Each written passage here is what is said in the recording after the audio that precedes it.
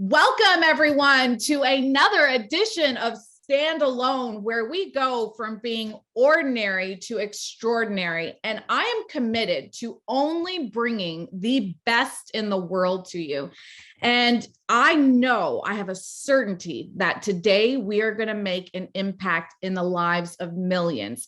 I cannot think of a better guest to have with us than Jason Redman, a retired Navy lieutenant, 11 years enlisted as a Navy SEAL, and 10 years as a SEAL officer. So when we think about a leader of leaders, this is who we are gifted with the presence of today. So Jason, I want to thank you first off for being with us today, for your service.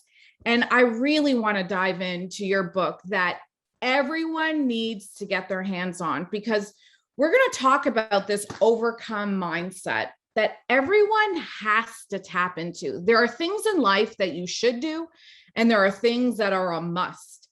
And I love how you kick this off where you say that we can either move through adversity or we can fall underneath it. And I wanted to kick off today with you explaining this, because you are so experienced with war, but you also have experienced this in the business world. And what is an ambush? This is what I want to kick us off with today, because a lot of us feel, Jason, like we are being ambushed.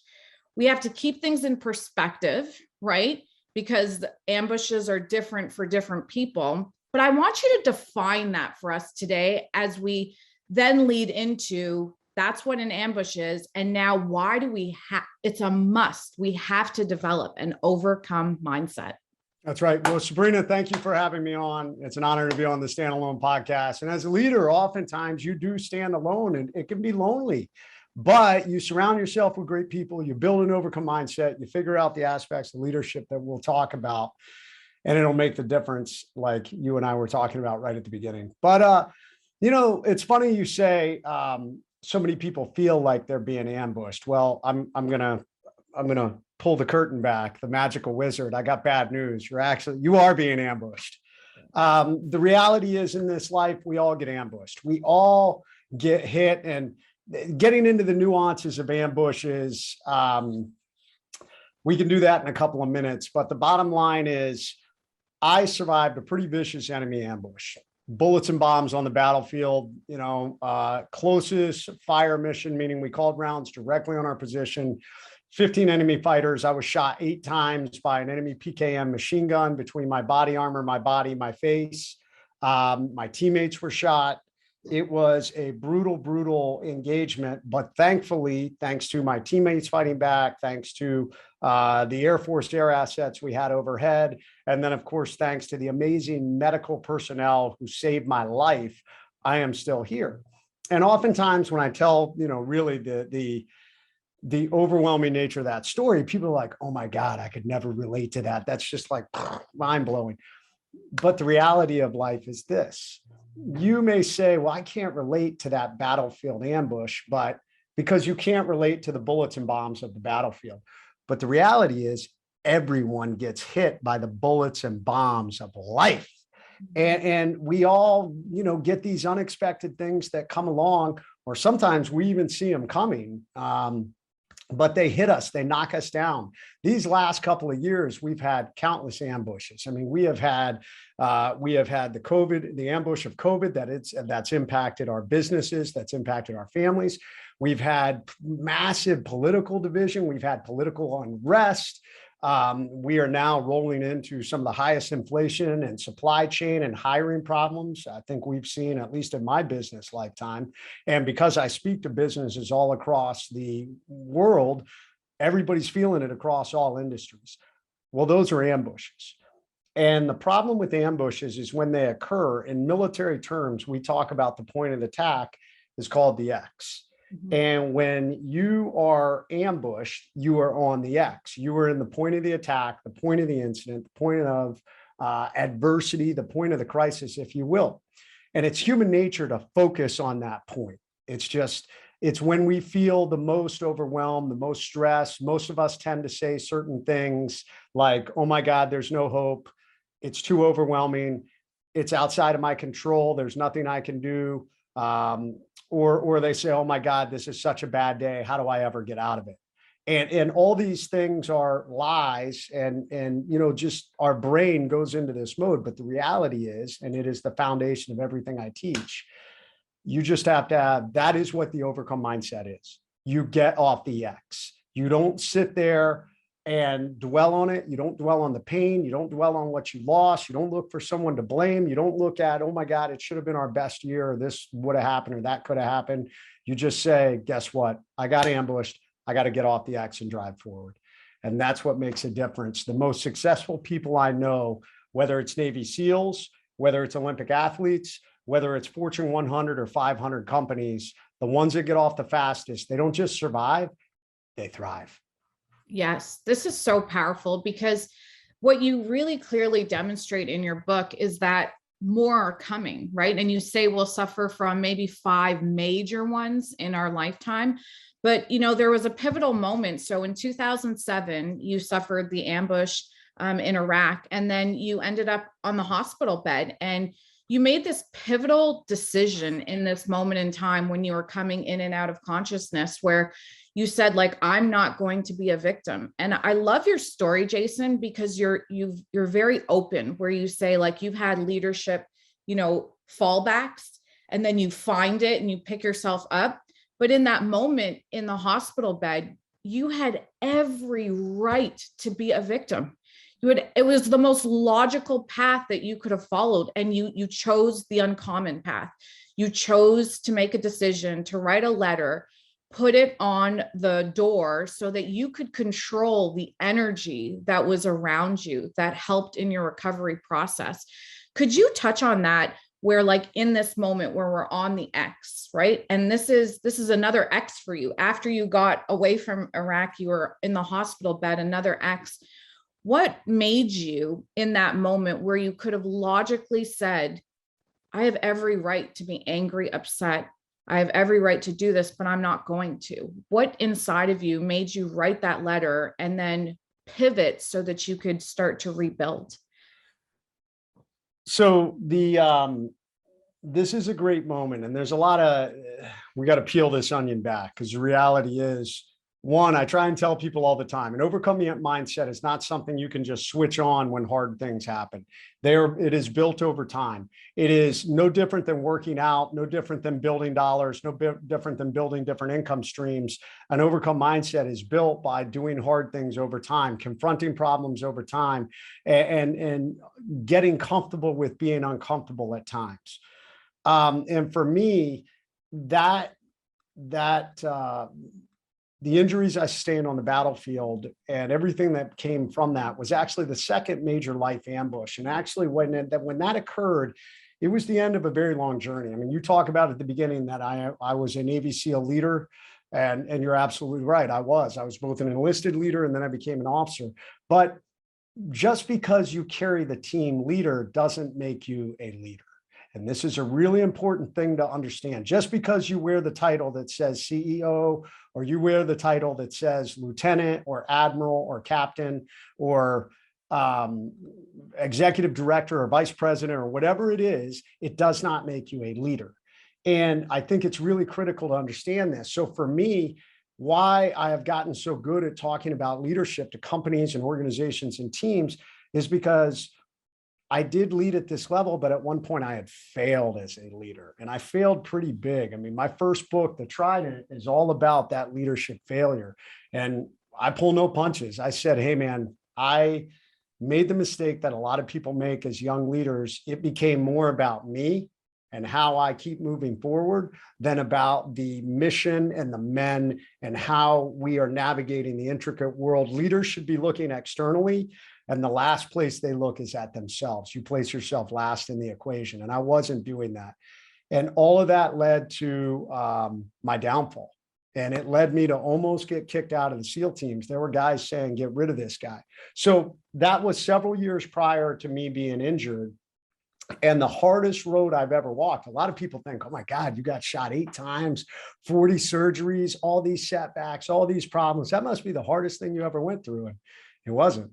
Hardest thing I ever went through was failing as a young leader in the SEAL teams and having guys say, we don't want to work with you.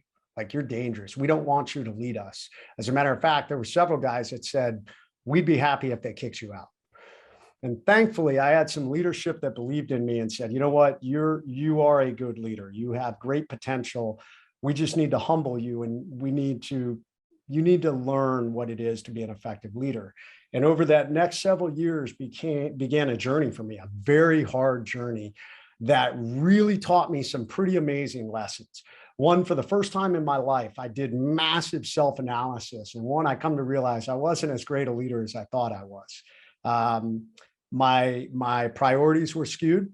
I was more focused on, hey, look at me because I wear this rank on my collar and follow me because of that, instead of, hey, follow me because I'm giving you a reason to. And that's the quintessential essence of leadership. I now, as I went through this journey, there were 3 lessons I teach in leadership: lead yourself, lead others, lead always. And that became the focus that I just became steadfast in everything I did and every day. And we live in a world where, with this social media world we live in, Sabrina, I know, you know, when you were in the spotlight, you got lots of haters, you got lots of naysayers. I get them too. But that was kind of the first time in my life I had experienced that. And at this point, it was my teammates. My teammates said I was getting the hate and the shade from them. And I mean, it was so bad that when I reported back to my first platoon after I'd made mistakes, guys like would literally get up from the table and walk away when I'd come in. And like, these were the guys I was supposed to be working with. I was supposed to be leading.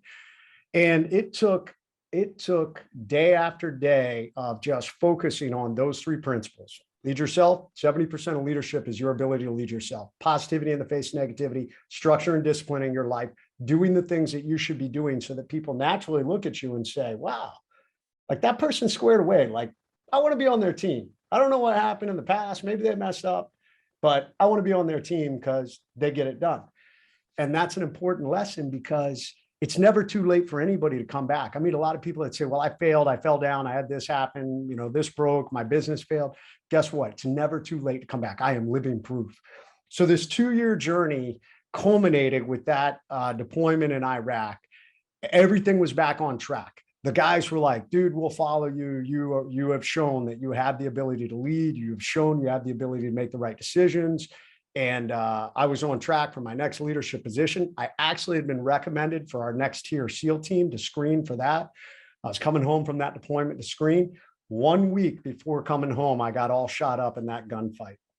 Wow. And I found myself laying in that hospital bed a week later, and totally overwhelmed. You know, I talked about those feelings at the beginning when you get on the X. I felt like there was no hope. I felt like it was all beyond my control. I felt like there was nothing I could do. I felt like it was a bad day that I couldn't wake from. And I remember laying there, and it was about that time that the doctors were inundating me with all this negative information. I took 2 rounds in the elbow, and my elbow was effectively destroyed. I had no use of my left hand at that time. And the doctors were saying, your elbow is totally destroyed. We're thinking about amputating your arm. You are wired shut from all the damage you took to your face. My nose was gone.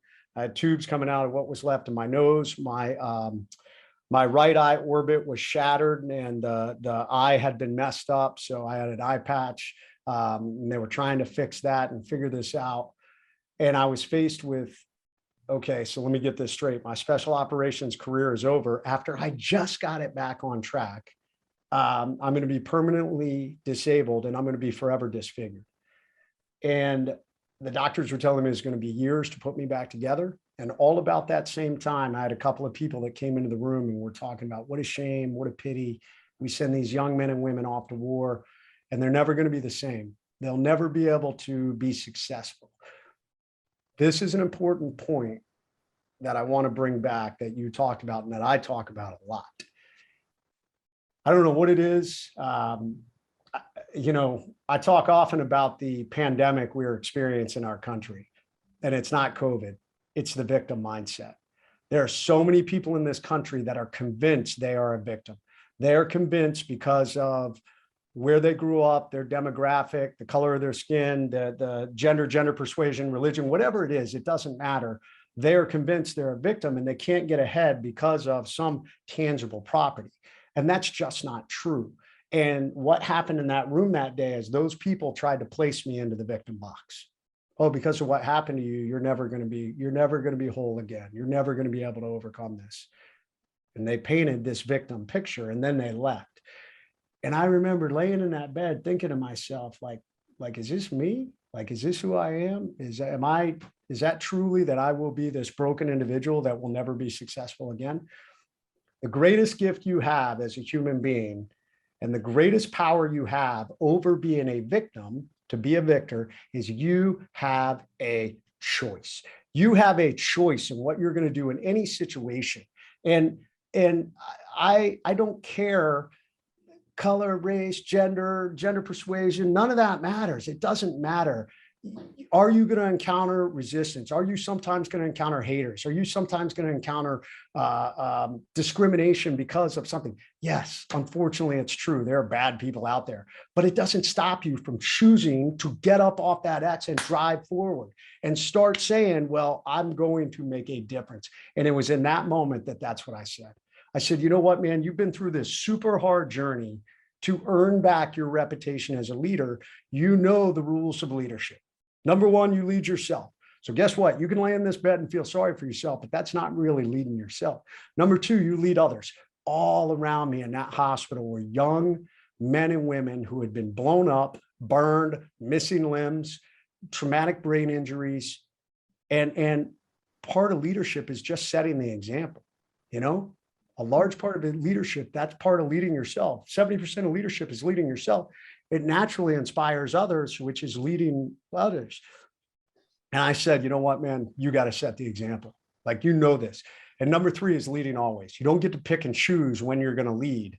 It's in the hardest times that it's the most critical to lead. And it was at that moment I said, all right, this is what we're going to do. And when my wife came back into the room, I wrote to her, I couldn't talk, I'm wired shut, I'm trach, they're feeding me through a stomach tube. And I wrote to her, never again is somebody going to come into this room and feel sorry for me or try and place me into this victim box or bring in this negativity. That will not happen again. Like, this room's going to be a room of positivity.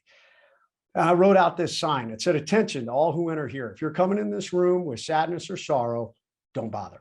The wounds that I received, I got in a job that I love, doing it for people that I love, defending the freedom of a country I deeply love. I will make a full recovery. What is full? That's the absolute utmost physically. I have the ability to recover. And I'm going to push that about 20% further through sheer mental tenacity. This room you're about to enter is a room of fun, optimism, and intense rapid regrowth. If you are not prepared for that, go elsewhere. And we signed it, the management. I don't know why. I always look at that and laugh. You're managing the situation. I love it. Yeah, but that is the power of choice. That is the power of positivity. That sign has gone on to motivate millions of people. It has been written about in books. It's been in documentaries. Secretary Robert Gates wrote about it. First Lady Michelle Obama wrote about it, not once, but twice. It moved her so much in her book. It earned me an invitation to go to the White House.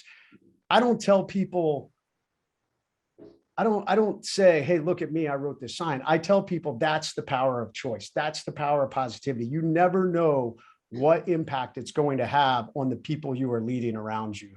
And that is getting off the X. I love this. I'm literally so excited. Everything you're saying, you know, I believe when people speak the truth, it hits us on on a deep, deep level. And, you know, you said something that's so powerful where you were really prepared to be able to handle the hospital situation, you know, because you understood that you had to heal something that we're all affected by, like the ego, right? That was scarred first. And I think a lot of people really need to get the book and go deeper into this for themselves, because even being in business, Jason, a lot of people come to me and are like, you're a woman, how did you make it so far? And I'm like, you think these men don't have problems? We all have problems. I don't look at it like that. And I love that you say this, because I don't like it when people put that label on me. So I love this. And thank you for saying it. And I want you to like just unpack this a little bit more for people, because you talk about this Pentagon of peak performance, right? And I really think, especially in today's age, where the foundation has to be strong because it prepares us to be able to handle more later on, the next ambush that is coming, right? And you start off with like the mental and physical aspect. When that is strong, you can handle more. And your doctor said this to you, like your fitness saved your life. And we have to be mentally fit. We have to be spiritually fit so that we can handle more. Could you explain what this Pentagon is so that we can use it to like help us shield from getting unnecessary bruised and battered?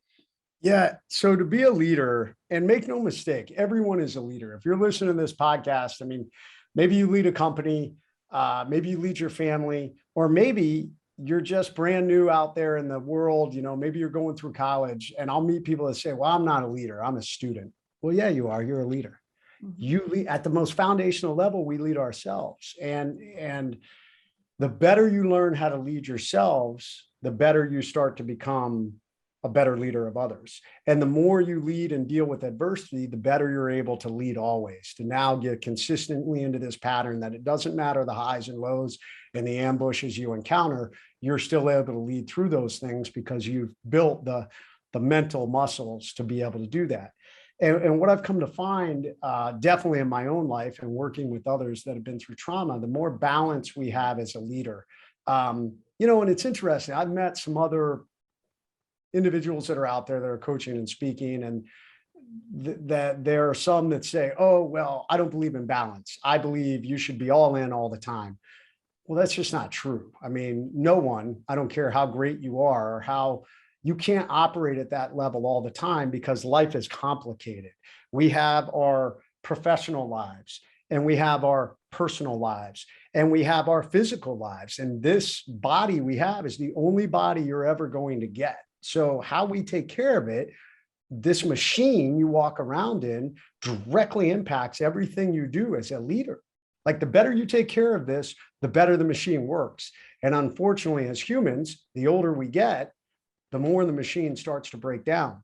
So it's even more critical to take care of the machine as we get older, because typically the amount of output we're trying to create gets greater as we get older, especially, when we're talking about our 40s, 50s, and into our early 60s. That's usually when most humans are at that most productive levels, So what came out of this is I started looking at what set me up for success when I was in that hospital bed. And as I went through this long recovery of being put back together, and a lot of people were like, how did you do that? Like, I don't understand. And I'll be honest, I wasn't, I used to say, well, it's the overcome mindset. But when I wrote Overcome, that's how the Pentagon of Peak Performance got developed. And the foundational level, like you talked about, Sabrina, is physical leadership. You need to take care of this body. There is a growing trend in society right now that is celebrating obesity. And I'm not saying anybody is a bad person if you carry extra weight. And for some people, there is a medical component to it, but you should be working very hard to try and reduce that, because it is science, guys. It is scientific fact that when we carry extra weight, it contributes to cardiovascular disease. It contributes to higher stress levels. It contributes to diabetes. It contributes to harder stress in our joints. You're more tired. You're burning more energy because you are carrying extra, pounds, and your body has to deal with that. All these things make a difference. So physical leadership is our ability to fitness. We move, good nutrition, sleep. On the nutrition side, we watch the amount of, alcohol and, other things that we may put into our body that can negatively impact our mind and emotional state. Sleep is another really big one. I meet a lot of people who, especially, they look at SEALs and they're like, oh, you guys go, for days without sleep. Well, yeah, but we also recognize the negative impact it has on us. Sleep, scientists are really beginning to study the impacts of sleep and how critical it is to get good sleep, because it regenerates, it replenishes the body. We heal, we think better, we do better. So all these things make a difference. So that's that foundational level physical leadership. Number two is mental leadership. how do we build an overcome mindset? Sabrina, I mean, I look behind you, there's nothing but a shelf of books back there. Leaders are readers. It is a true thing. Why? Because leaders are consuming information. We know that I can learn faster from you, Sabrina, who is running a multi-million-dollar company, than just trying to figure it out on my own, because I'm not there yet. So I want to learn from you. And leaders are constantly challenging their beliefs. They're constantly trying to flex their mental muscles. And they're not afraid to get out of their comfort zone. That's mental leadership. The day anyone says, you know what, I'm good. I've figured it all out, is the day you mentally died in your leadership journey. I frequently, when I get called in to speak, they'll say, oh, Jason Redman's a leadership expert. I quickly stop them. I say, I am no expert, man. I am a student of leadership on a journey that will never end. I will continue to look for, I mean, running my own company, leading other people, I still sometimes make mistakes. I mean, because sometimes that's just, humans are complicated. And that's what leadership is, our ability to motivate and inspire humans. Third level is emotional leadership. How do we manage our emotions? All day long, we're inundated with constant information. In this day and age, I mean, these insidious devices, I mean, we're constantly bombarded with information. Pings, tweets, dings. You got people telling us, hey, we've got this going on. We've got this win, but we've got this loss. Oh my God, we just got ambushed with this. How do you manage your emotions? So many people I know allow their emotions to drive how they live their lives. So, and I'll be honest, when I was younger, I did that too. And now I try my best as a leader to manage my emotions, to stay even keeled through the highs, the lows. And one of the most critical things, to choose positivity in the face of negativity, because there's so much power in it. People want to follow positivity in this negative world we're living in. And that is a muscle. You have to work on it. You have to constantly do it to get past what most people do, which is sink into the negativity. Number 4 is social leadership. This world is complicated, and Western culture has a tendency to place focus on our professional careers. Most of us as humans, in the Western culture, what's one of the first things we do when we meet something? Oh, what do you do for a living? Because we associate ourselves typically with our jobs. And that's not a bad thing, but we oftentimes get into a place where the majority of our emphasis is on that part of our social leadership spectrum. So our work relationships, our work acquaintances, our work friends. And you'll notice that as we get older, we tend to start pushing aside our close friends. Oh, I'll get out and hang out with them, next year. And even our friends and family. And this is where this starts to get dangerous, because I watch a lot of professionals who push away their friends and family, or I don't want to say push away, take them for granted. That's a better description. They take them for granted and they think they'll always be there. But in this world we live in, life ambushes come along, and sometimes abruptly and unexpectedly, you get thrown off that professional train you're riding. And all those relationships that you had built and were focused on, they go away, because guess what? They're still riding that same train they were on, that professional train. But you're off that train now. And the friends and family that you took for granted, now you're trying to rebuild these relationships in a time of crisis. And that's why I tell people, man, it is about balance. We need to make sure we're investing in all these relationships. That social leadership is critical. And it's not typically built through this, it's built through this. And then the last one is spiritual leadership. It's how do we, religion plays a part for me. It may not for everyone. But I do encourage people, when I talk about spiritual leadership, it's getting outside of yourself. It's understanding humans. We have a tendency to look inward. My problems are the worst problems ever. The problems in my business are the worst problems ever. And that's just a lie. There's, billions of people on this planet. What you're going through is probably nothing compared. I mean, think about what the Ukrainians are going through right now. I mean, how brutal is that? And these were all people who had their own businesses, who just were dealing with COVID and all these things. And now suddenly their world has been turned upside down. Mothers and kids that are being killed, fathers who are staying behind to fight literally for their own freedoms. Spiritual leadership says, you know what, my problems kind of pale in comparison to what other people are going through. When you have that natural tendency to say, oh my God, I had a bad day. Was it really? Right. I'm on a personal mission to erase that from people's vocabulary. No bad days, baby. If you're still breathing, if you still have the freedom to get up in the morning and choose which direction you're going to go, what you're going to work on, what you're going to do, it's not a bad day. And those 5 key areas create balance. And if you are balanced in those areas, when that ambush comes along, you're better able to absorb it and withstand it. I love this. You talk about, and for standalone too, people think it's about being alone, but leadership means that you recognize to have the right people around you. And you talk about the importance of a team.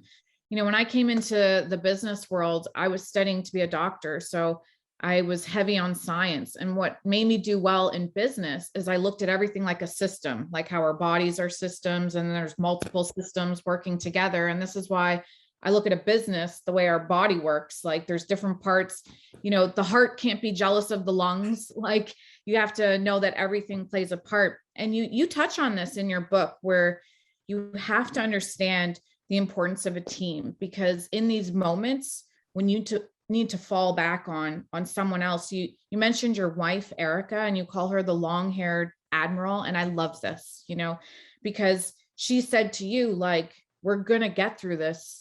And just those words, it gave you something to hang on to. And then you talk about it when you were training in the SEALs with this, get your head under the boat. I would love for you to dig into that. And then, you went deeper where you understand you need business coaches too. Like, just because everyone wants to be an entrepreneur because they want to be their own boss, you talk about this. I love this phrase. You should trademark this if it's not yours, the freedom intoxication. Because I always say, listen, too much freedom prematurely, if you don't have discipline and structure, will lead to chaos, right? So I love this. Can you break down what team matters to you being really, really good and centering yourself around strong people and humbling yourself to listen to people and opening yourself up for that help? Yeah, I mean, and that goes back to our social leadership. I mean, investing in those teams, the critical teams of people around you. It's no different than a sign on the door saying, hey, I'm not going to stand for negativity.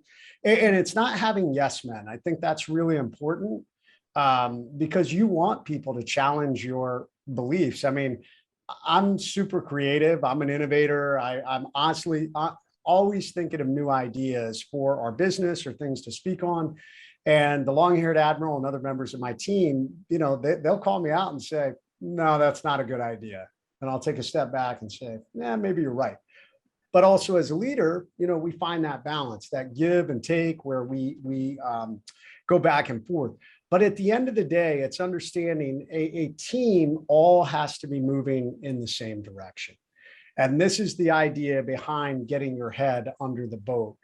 And it really comes back from the foundations of SEAL training. When you go through SEAL training, every SEAL goes through SEAL training, basic underwater demolition SEAL training out in Coronado, California.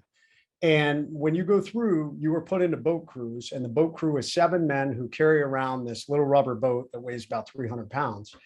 And when you are obviously in the ocean, you're rowing, and we're going to come back to talking about rowing. But when you're on land, you typically carry it around on top of your head. And it's heavy. I mean, it'll have water in it, it'll have sand in it. Sometimes you'll get, if you're lucky, you'll get an instructor that'll climb up and ride in it and yell at you while he's in it. And your neck will start to hurt and your back will hurt as you're running around with this boat on your head. And what always typically happens is, as it is in life, we'll try and, relieve the pressure for a little bit, and you'll try and remove your head from underneath the boat because, with 6 other people carrying it, you can do that. Problem with that is when one person removes their head from underneath the boat, that weight redistributes. And typically, for every action, there's an opposite and equal reaction. So if the guy on the back right removes his head, the guy on the front left is going to feel that weight redistribution a lot more than almost the rest of the crew. And they will immediately feel it. And what happens is you start to get a lot of hate and angst, and people start yelling, get your head back under the boat. And business and life is no different from this. When we create a team, it's critical everybody has their head under the boat. And if you are working with teams, if you have a good team, they're always looking for, how can I get my head under the boat? We recently hired a gal that's helping us with our retail arm and really helping. I mean, she's almost acting a little bit in the way as a personal assistant, and she has been fantastic because she sees problems and addresses them without sitting around and waiting. She just takes the initiative and says, hey, here's a boat that's got an open spot. Let me get my head under it and help the team. And man, people like that in your organization, hang on to them, because they are individuals who want to have their head under the boat.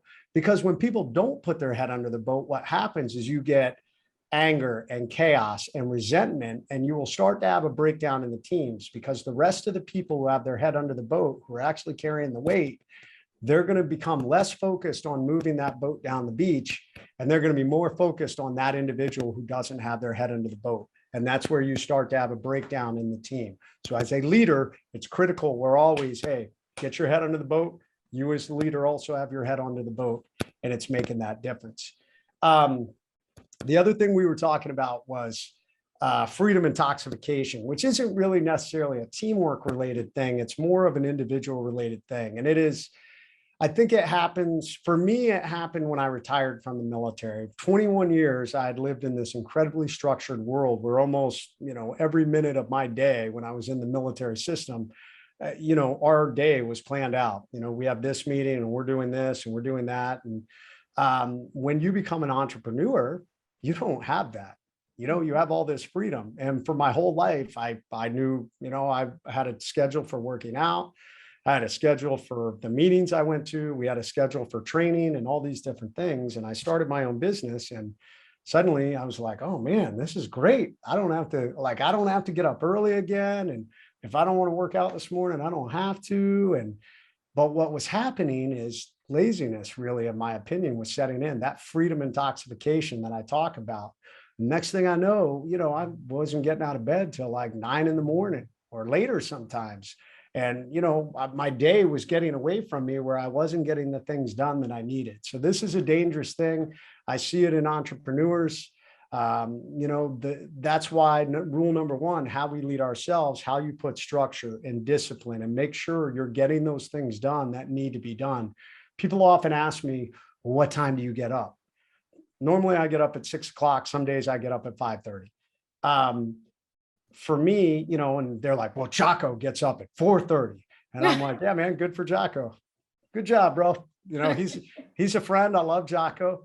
And Jocko has decided that's when he wants to get up. And maybe he needs to get up at that time in order to get everything done during the day. As a leader, you need to just lay out your schedule and decide, what do I need to get done? And if you don't have enough time, then guess what? You got to figure out where to make that happen. Is it going to be on the back end, or is it going to be on the front end? And you have to get up early. But no matter what, that becomes that structure and discipline. And it's not freedom, it's structure and discipline that makes the difference. Yeah, I love this. I think that it's so incredibly important for people to really, when you get the book, you start to, immerse yourself into the language of a warrior. And I think that's what a lot of people are missing. You talk about social media, a lot of people go to their phone, they read a quote and like, I'm good. Yeah, for 5 minutes, you're good. And then you're like, I need more motivation. So you keep on going back to it. But if you dive into your words have power. And to summarize this for everyone, when we're talking about being a powerful leader in today's world, there's so many things you're touching on. And one of the things I struggled with, Jason, is this issue of hope, because I never wanted to rely on hope, but you said it the best I've ever heard it, where you call it an ember. And I believe that when people read your book, it's so good because it offers a good form of hope. Instead of just fluffiness, it says, no, the ambush is coming. It's coming, and it's gonna, I love this. You said there will be damage, there will be casualties, there will be pain, and there's no easy way out. And that can give people hope to know, well, we can get through it.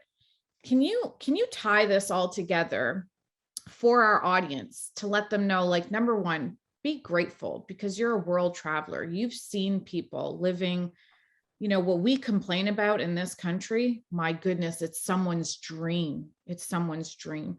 So if you could tie this together for our audience, I want to hear, like, where did you get this idea of hope as an ember? And then to tie this in to, like, no matter what you're going through, just move forward, move forward. Yeah, movement is life. I mean, when you talk about an ambush, I mean, if you take it back to a military ambush or the ambush that I was in, when you are in the crosshairs of a sniper or an enemy fighter and you're taking fire or bombs, movement is life. If you stay in one spot, it makes it very easy for someone to to put their sights on you and take you out. If you're moving, you're moving out of the ambush location, it becomes much more difficult. And it's interesting, the parallels in life to this. When we sit on the X is like quicksand. It pulls you down and it becomes harder and harder to get up. But if you're constantly moving, across quicksand, you're not settling and getting sucked down into it. So this is kind of the idea behind it. Ambushes come in three different levels. Number one is the micro ambush. This is the ambush of the mind. And most people will have, some people may have a micro ambush every single day. It's that little voice that tells you, Sabrina, you're not good enough. You're not a good enough leader. You're a woman, so obviously you can't make it because you're a woman, or Jay, you're a wounded warrior, so you're not going to make it. You're a victim because you can't do this. Whatever it is, those are micro ambushes. But so many people get pinned to the X because of those micro ambushes and don't drive forward. Number two is schedule disruptions. And usually this is a little bit bigger than, merely, hey, this appointment canceled or whatever it is. It usually is something major that comes along in your life that creates a schedule disruption, but it's not a permanent long-term thing. And then the major life ambushes, these are the one that I talk about where most people will have at least 5 in their lifetime. And I describe them as they are things that will forever leave physical, mental, emotional, or deep financial scars, and usually a combination of all of those. And you never fully get over them. Sabrina, you're old enough that I guarantee you right now, you can look back on your life and think of a major life ambush, and it's still painful because that's how it is. It involves some type of loss. It could be the ending of a relationship. It could be a major personal or business failure. It could be a lawsuit. It could be bankruptcy. It could be personal injury or accident to you or someone you love. It could be sexual trauma to you or someone you love. It could be the loss of a loved one. One of the biggest ones I've seen is the loss of a child. All these things place us on the X. Hope is generated from within. It comes from within here. Hope comes from inside. And hope is not something where we say, oftentimes I meet people when they're on the X and they're hoping for an outcome. They are hoping to get back to exactly the point they were before this life ambush occurred. And that's just oftentimes not reality. An overcome mindset and hope that we generate from within is an idea that I'm at least going to get off the X and drive forward. I can never replace, knock on wood, I've never lost a child, but I have seen friends that have lost children. And I've watched mothers who have lost SEAL teammates of mine. We can never replace that. We can't hope to get that child back, but what we can hope to do is that we can heal somewhat, and maybe we can turn that into a new purpose, a new mission. And that is that ember that lives within us, because it suddenly becomes a new purpose, a new path forward. And oftentimes in the darkest times, it's like in a storm that we have this little ember that suddenly we get lit. We're using flint in the middle of the woods and the darkness and the storm. And we're like, man, I need a fire to get warm or I'm going to freeze to death. And we suddenly get this little ember and we blow on it. And we get that tinder on it, and it starts to pick up, a little bit more flames, and we're starting to feed it. And how do we feed it? Well, we feed it with positivity. We feed it with forward momentum. We feed it with grabbing on to other positive people around us and building our team. And now we're all starting to lay the logs and fuel. Who knows? Maybe we got somebody coming along, they're throwing gas on that fire, and all of a sudden, man, it's this big bonfire. And we have launched off that X. We have found a new path. And that's what hope is. That is my belief in hope. Hope. I think most people, when they think about hope, they hope for something external to come along and save them. Mm-hmm. Like if you are a victim with this victim mindset we have, they hope that someone else will save them. They hope that suddenly they'll find success because they're a victim, and because of race, creed, color, whatever it is, they don't have the ability to be successful on their own. So they need some external influence to come along to fix their problems. That is a lie. The power resides in you. And how do I know this? Because there are millions, tens of millions of amazing people. Sabrina, you're one of them. You have defied the odds. You are an amazing woman that has built a multi-million-dollar business, and you're out there recognized as a leader, setting the example. So for any woman out there that says, well, I can't do this, you have shown they can. I love this. And, you know, the truth is we don't do anything alone. We do it in the presence of greatness. And today, Jason, you are in our presence. And I don't know of a human being that I can, if I had to say what greatness is, I would say, go look up Jason Redman. That's what greatness is. So thank you for your time today. Thank you for your words of wisdom. Thank you for your experiences of life and taking the time to package it in a beautiful book that can offer embers of hope to the world. And so I have a very large global audience, and I just know the impact that you're going to make on the lives of so many. And so thank you, and God bless you. Thank you. Sabrina, same to you. By the way, I noticed, are you still in the Chicago area? Yes, I am. So I am working with some people planning a big event in Chicago in September. I message you on LinkedIn prior. I'd love to connect. Perhaps we can meet in September when I'm there. I love this. This would be huge. We could do a big team event. Let's for sure connect. So thank you. And where can people find you? If people are looking to get their hands on more information, where can I go to get more help when I really want to dig in? First, I want to take accountability for my life, but where can I go to you for help with this? Yeah, absolutely. Go to jasonredman.com. That's my website. You can book me for speaking, or you find out some of our coaching programs. You can buy my books. Down at the bottom of the page is all my social media links. I deliver nothing but relentless positivity on leadership, teamwork, and the overcome mindset. I stay away from politics because there's enough of that out there. Instead, I just want to help people be the best version of themselves. Awesome. So thank you so much. Have a great day. Thanks. Thanks, Sabrina.